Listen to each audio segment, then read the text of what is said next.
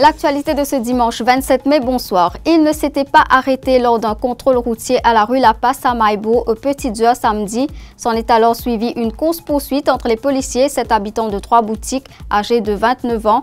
Sauf qu'en tentant de semer les forces de l'ordre, la voiture à bord de laquelle il se trouvait a dérapé avant de terminer sa course dans un champ de canne à Solitude, Plaine-Magnon. Celle-ci a pris feu.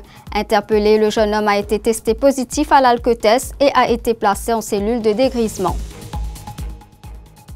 Edmé Bob, une habitante de Maïbo âgée de 77 ans, a rendu l'âme à l'hôpital Nehru à Rose-Bellière. La septuagénaire y avait été admise après avoir été victime d'un accident de la route le 5 mai dernier. Elle avait été renversée par une voiture alors qu'elle rentrait chez elle.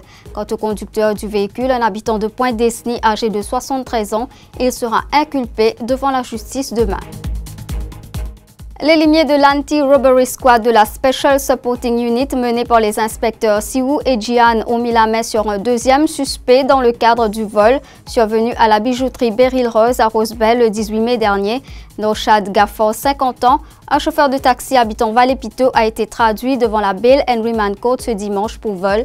Bimla Ramlel, arrêté dans cette affaire, l'a incriminé comme étant le commanditaire de ce vol.